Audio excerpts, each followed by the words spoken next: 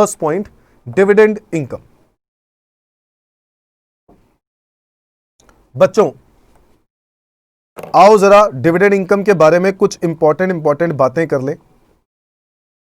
ये इंपॉर्टेंट बात क्या लिखी है इसको हम बाद में पढ़ेंगे, कोई बात नहीं।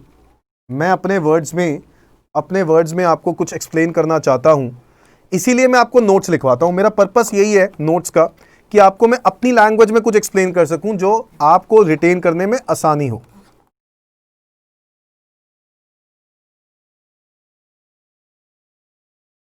नाउ डिविडेंड इनकम की अगर हम बात कर रहे हैं तो डिविडेंड इनकम किससे मिल रही है? From domestic company,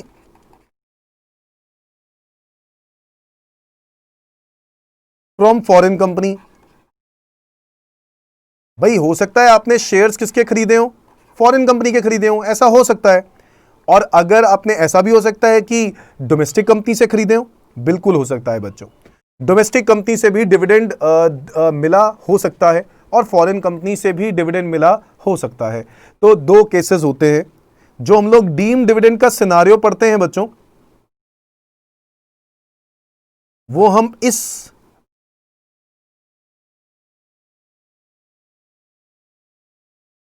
particular point में हम दो तरह की बातें पढ़ते हैं। एक होता है नॉर्मल डिविडेंड। अगर हम लोग नॉर्मल डिविडेंड की बात करें कि भाई आपने कंपनी के शेयर्स खरीदे और कंपनी ने अपने प्रॉफिट्स के हिस्से में से आपको पैसा दे दिया, उसको बोलते हैं नॉर्मल डिविडेंड। और एक होता है बच्चों डीम्ड डिविडेंड। क्या पढ़ते हैं इसके अंदर? Deemed dividend. डीम्ड डिविडेंड जो डिफाइंड है वो अंडर सेक्शन 2 है, सब सेक्शन 22।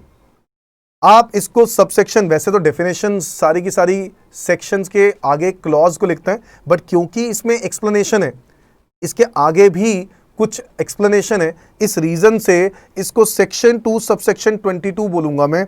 और इसके अंदर डीम्ड डिविडेंड के अंदर हम लोग पता है कितने पॉइंट पढ़ेंगे? पता है कितने पॉइंट पढ़ेंगे हम डीम्ड डिविडेंड के अंदर? 5 पॉइंट्स। कितने पॉइंट्स? 5। डीम्ड डिविडेंड के अंदर 5 पॉइंट्स आएंगे।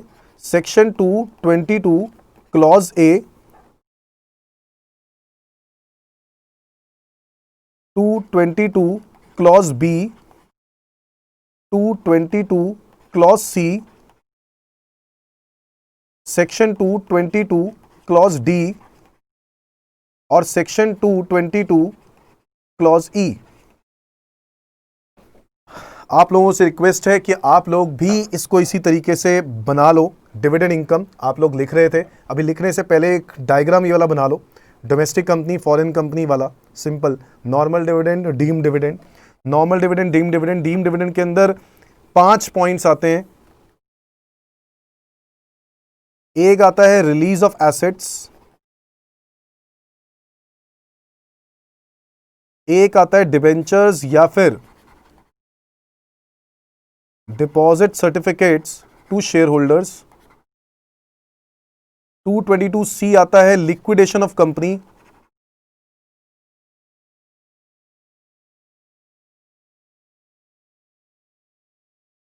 टू 222D आता है reduction of share capital.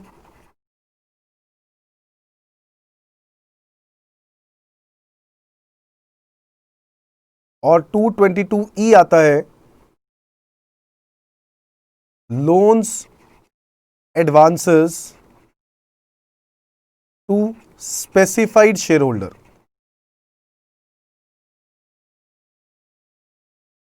Please note कर लो, जो हम लोगों ने आज पढ़ना है वो इसी के ऊपर मेजरली ध्यान देना है। डीम्ड डिविडेंड बड़ा ही इंपॉर्टेंट पॉइंट है बेटा।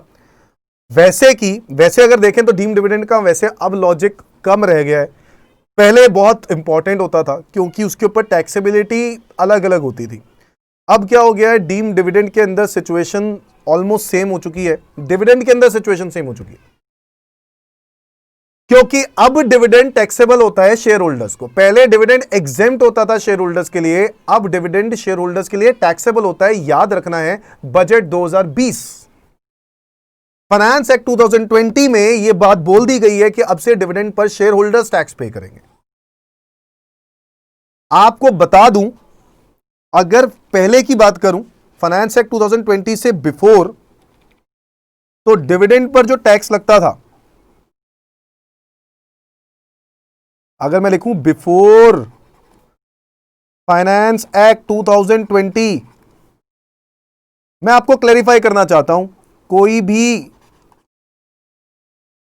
डाउट नहीं होना चाहिए दिमाग में, इसलिए यह बात मैं क्लैरिफाई करना चाहता हूं कि आफ्टर फाइनेंस एक्ट 2020 क्या हुआ और बिफोर क्या था। Before, dividend was exempt to share holders के लिए एग्जेम्प्ट होता था। Now dividend is taxable.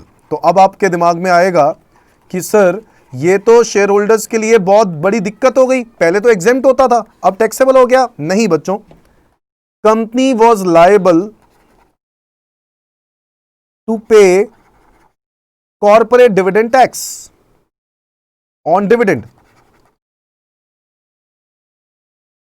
और अगर मैं अब की बात करूं, देयर इज नो सीडीटी ही खत्म कर दिया बच्चों, सीडीटी ही खत्म कर दिया। अब आपको मैं डिफरेंस बताना चाहता हूं इन दोनों में क्या डिफरेंस आ गया, इसीलिए मैंने आज की जो क्लास है इस डिविडेंड इनकम पे मैं बहुत ध्यान देना चाहता हूं। पहले शेयर होल्डर्स को एग्जेम्प्ट था, कंपनीज को टैक्सेबल था, कंपनीज पर सीडीटी लगता था।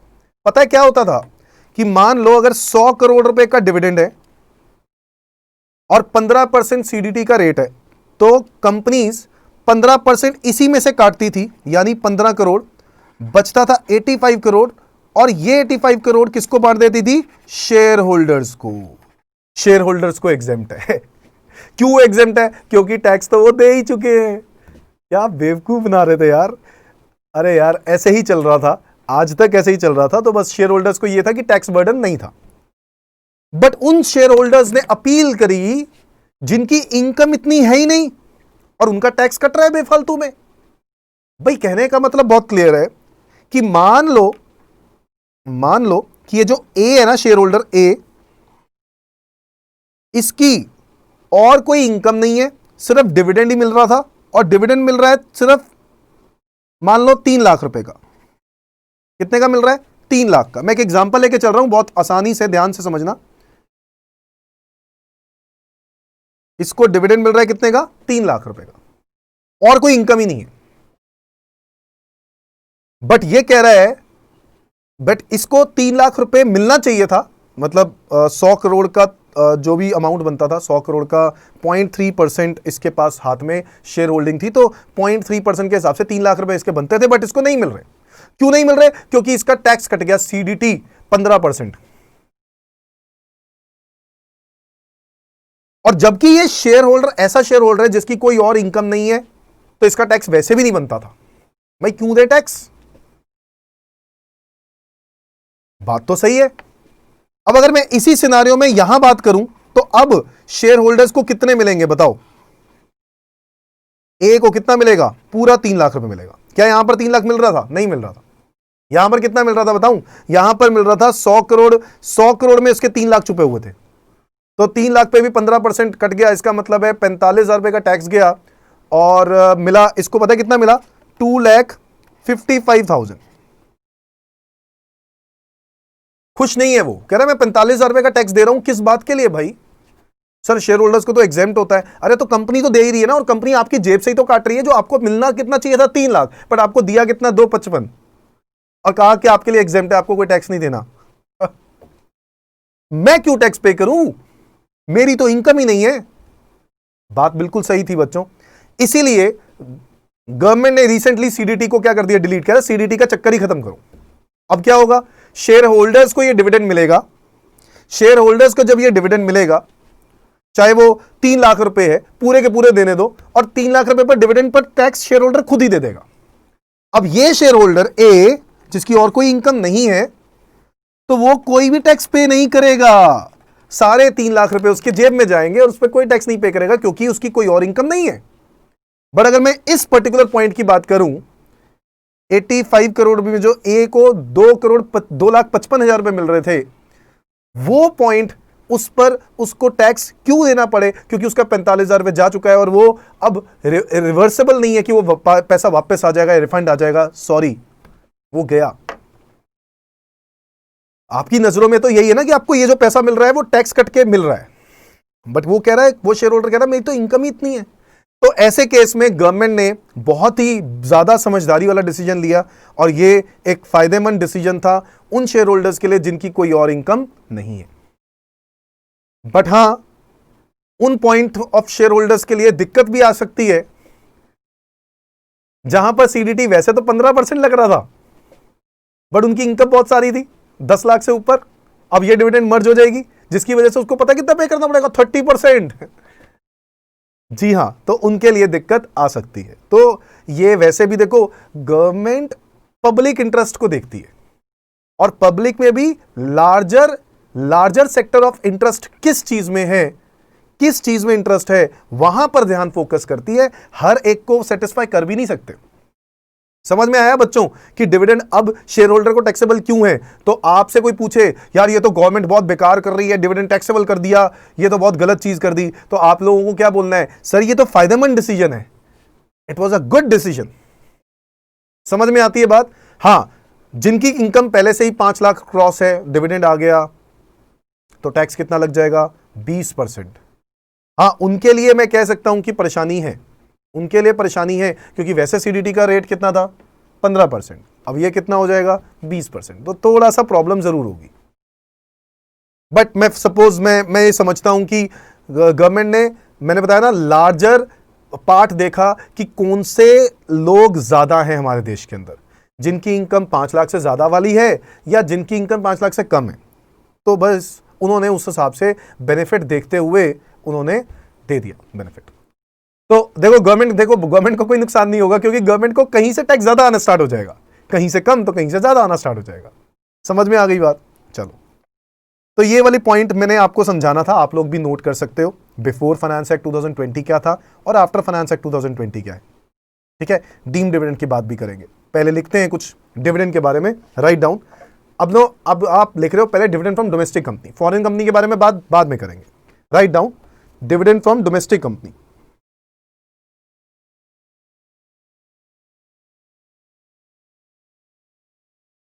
Dividend from domestic company, dividend from domestic company is taxable to shareholders, is taxable to shareholders as per Finance Act 2020,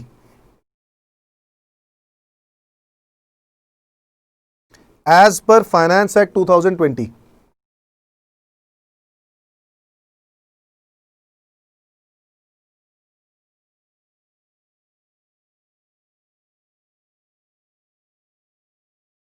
ठीक है, as per finance act 2020 dividend अब शेयर होल्डर्स के लिए क्या हो गया? टैक्सेबल हो गया।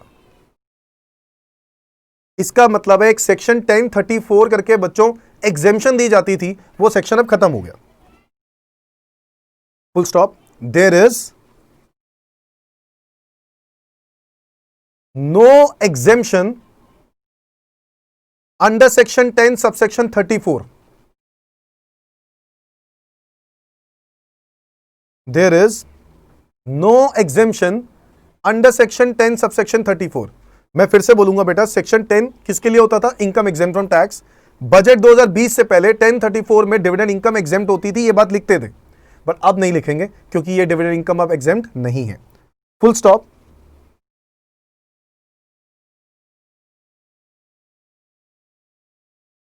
डिविडेंड इंक्लूड्स, अच्छा एक बात और बहुत इंपॉर्टेंट है।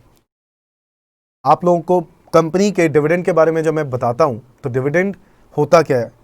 कंपनी प्रॉफिट कमाती है, प्रॉफिट का एक हिस्सा कुछ हिस्सा शेयर होल्डर्स को दे दिया जाता है। यार शेयर होल्डर्स ने शेयर क्या पैसा दिया हुआ है ना आपकी कंपनी को, तो पैसा जो दिया है उस पैसे का आप क्या कर रहे हो? प्रॉफिट कमा रहे हो तो दो, वो मालिक है भाई कंपनी के। तो बोर्ड ऑफ डायरेक्टर्स मीटिंग में अनाउंस करते हैं डिविडेंड, जिसमें जिन का भी जो भी परसेंटेज ओनरशिप होती है उसके बेसिस पर उनको डिविडेंड दे दिया जाता है। आपको पता है डिविडेंड किसका मिलता है? शेयर कैपिटल का मिलता है। अगर कंपनी डिविडेंड अनाउंस कर रही है बेटा 10%, इसका मतलब है आपका जो शेयर कैपिटल है यानी 1 लाख, अगर आपका शेयर कैपिटल जो है वो 1 लाख रुपए का है तो 1 लाख रुपए का 10% आपको 10,000 रुपए मिलेंगे।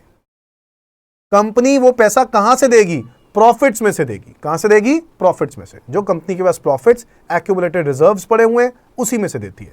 याद रखना है बच्चों, dividend is always an appropriation, dividend is never a charge.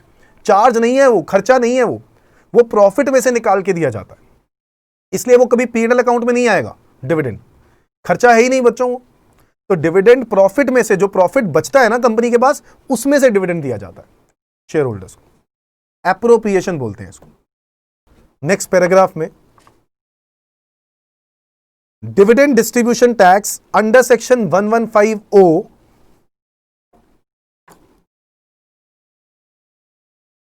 has been abolished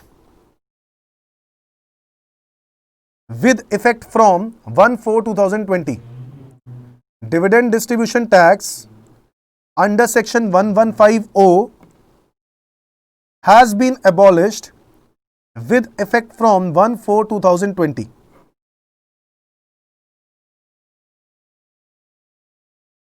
Full stop. In all the above cases,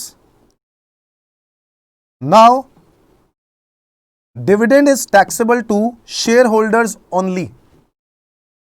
In all the above cases, now dividend is taxable to shareholders only. ठीक है जी। अच्छा, इसके अलावा एक new deduction मिल जाती है आपको इस सेक्शन में। जो शेयर होल्डर डोमेस्टिक कंपनी है, यानी जिसने एक कंपनी ने ही कंपनी के शेयर खरीदे हुए हैं, तो ऐसे केस में उस कंपनी को जब डिविडेंड मिलता है तो उसको डिडक्शन मिल जाती है। उसको क्या मिल जाती है? Deduction. Write down. If share holder is a domestic company, if shareholder is a domestic company, then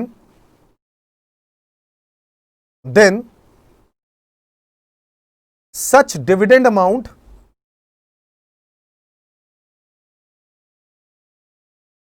is eligible, such dividend amount is eligible for deduction under section 80M, for deduction under section 80M। ठीक है भाई, 80M हम लोगों ने नहीं पढ़ा, 80C to 80U हम लोगों ने 80C पढ़ लिया था। एक 80M आएगा बच्चों, वो M सेक्शन के अंदर हम लोग ये बात पढ़ेंगे। आगे बढ़ते हैं। मोर ओवर, एक नीचे लिखो लाइन, नेक्स्ट लाइन में, more over if a share holder is an individual, oblique HUF, oblique AOP, oblique BOI,